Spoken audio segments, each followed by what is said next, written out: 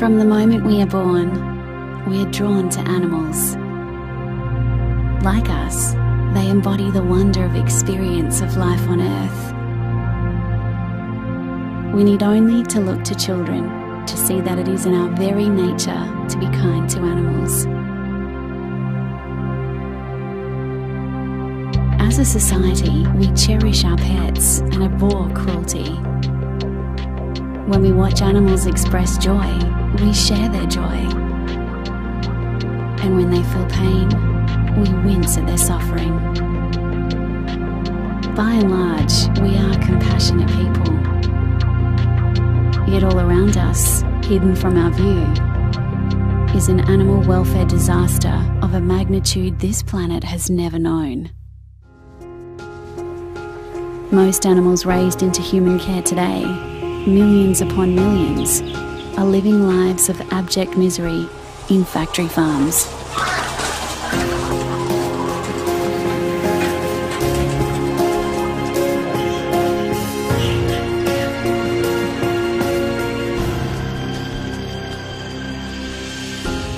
How could a compassionate society ever have agreed to this? The truth is, we didn't. I had no idea that millions of animals are being kept like this. Seriously, I had no idea. This is a bombshell. I had thought that the law protected all animals from cruelty. I'd thought so too. But then I learned I was wrong. Many people assume that it was learning about Australia's live export trade that changed my career path from being a police officer to an animal advocate. But it was actually in discovering that the simple joys in life that we take for granted, freedom, sunshine, fresh air and exercise, had been denied to millions of living beings in human care, and that we had failed in our most basic ethical duty towards them, to provide them with a life worth living. I couldn't believe that I had lived 40 years of my life without knowing what was happening to these animals. And then I realised we're not supposed to know, because these industries can only exist if they're hidden from public view. For every human being on planet Earth, there are up to 10 times as many animals raised for human consumption every year. Most people only ever encounter them in the form of neatly packaged products on supermarket shelves. But these animals live somewhere. Where have they been hidden? The answer, of course, is factory farms. Thousands of them.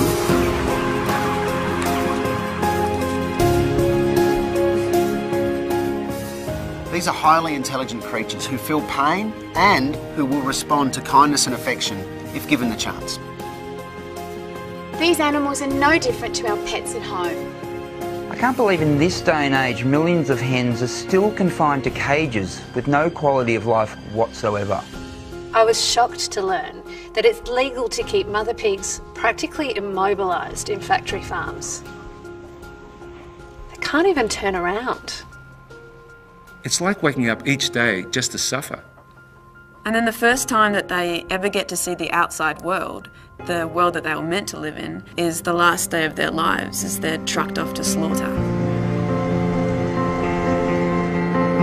Humanity has shown itself capable of such greatness. If you look back at what we as a species have achieved, it is phenomenal. But along the way, some of us have forgotten to treat those who share this world with us kindly. Over the past 50 years, the industrialisation of farming has led to millions of animals raised for food being treated as mere units in a production line. To make them fit into cruel and unnatural systems, factory farmers routinely cut bits and pieces off live baby animals without anaesthetic. Severely confined, all of their natural behaviours that bring joy and quality of life are denied. Producing factory-farmed animal products en masse has led to cheaper prices, increased demand, and more animal suffering. But consumers were never told that cheaper means crueler, and that animals have been paying a terrible price, that animals have, in fact, been brought into this world only to suffer. But the cost of factory farming extends far beyond animals. According to the UN, raising animals for food contributes more to climate change than all of the world's planes, trains and automobiles combined. Not to mention contributing to water pollution, species extinction and almost every other major environmental threat. The reality is, factory farms use more food than they produce, which leaves less food for everyone else. At a time when globally nearly 1 billion people are suffering from malnutrition, 1/3 of the world's edible cereal harvest is being fed to farm animals. That cereal would be enough to feed about 3 billion people. So why haven't governments stepped in to stop this? Because animals can't vote. But thankfully, we don't need government action to create a kinder world for these animals. The choices we make can set them free. Around the world, consumer choice is driving change. We believe in a world without factory farming. I believe in a world without factory farming. I believe I believe in a world without factory farming. Without factory farming.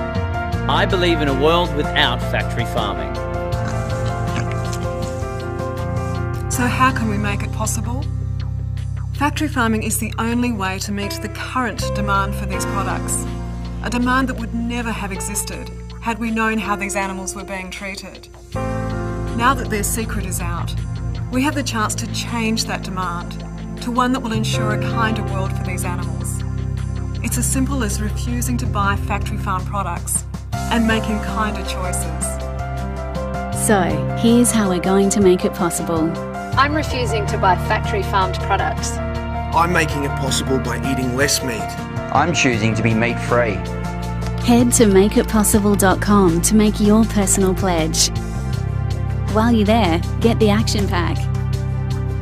Importantly, share this video so that because of you, someone else can make it possible too.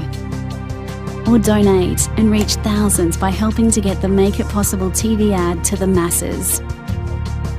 If we're going to win the fight against factory farming, our campaign needs to be smart and relentless. We're seeking 5,000 people to help fund Make It Possible into 2013 and beyond. There are 5,000 of these little critters looking for a good home, and you can adopt one today by signing up online to the Make It Possible Fighting Fund. Except for this one, she's mine. The equation is simple. For every person told, every video shared, someone who is unknowingly supporting factory farming is given the power to join us in making informed, kinder choices. All animals deserve to be provided with a life worth living. Just like Lucy here. Right, Luce? That was a yes. She's someone, not something. This is our time on this planet. Imagine for a moment what you want our legacy to be. Do we want to be remembered as cruel or kind? Selfish? Or selfless. Merciless or merciful. There are many things in this world that we are powerless to change, but this is not one of them. This is our time on this planet. Let's create history together. Make it possible. Make it possible. Make it possible. Make it possible. They need us now. Make the pledge at makeitpossible.com.